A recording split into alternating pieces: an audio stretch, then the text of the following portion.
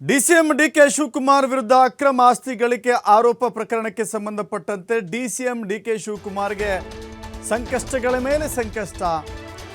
ಒಂದು ಸಂಕಷ್ಟದಿಂದ ಪಾರಾಗಿದ್ದಾರೆ ಅಂದುಕೊಳ್ಳುವುದರಲ್ಲಿ ಮತ್ತೊಂದು ಸಂಕಷ್ಟಕ್ಕೆ ಸಿಲುಕಿ ಹಾಕಿಕೊಂಡಿರ್ತಾರೆ. ಸರ್ಕಾರದ ಆದೇಶದ ವಿರುದ್ಧ ಹೈಕೋರ್ಟ್ ಮೆಟ್ಟಿಲೇರಿದೆ ಸಿಬಿಐ.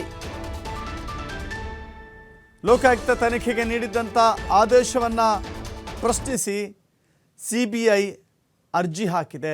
ಕ್ಯಾಬಿನೆಟ್ ನಿರ್ಣಯದ ಮೇಲೆ ಲೋಕಾಯುಕ್ತಕ್ಕೆ ನೀಡಿತ್ತು ಸರ್ಕಾರ, ಸಿಬಿಐ ಬದಲಾಗಿ ಲೋಕಾಯುಕ್ತಕ್ಕೆ. ಸೊ ಹೀಗಾಗಿ ಡಿಸೆಂಬರ್ 22ಕ್ಕೆ ತನಿಖೆಗೆ ಆದೇಶವನ್ನು ಮಾಡಿತ್ತು ರಾಜ್ಯ ಸರ್ಕಾರ. ಆದೇಶದ ಪ್ರತಿ ಪಡೆದು ರಾಜ್ಯ ಸರ್ಕಾರದ ಆದೇಶವನ್ನು ಪ್ರಶ್ನೆ ಮಾಡಿದೆ ಸಿಬಿಐ.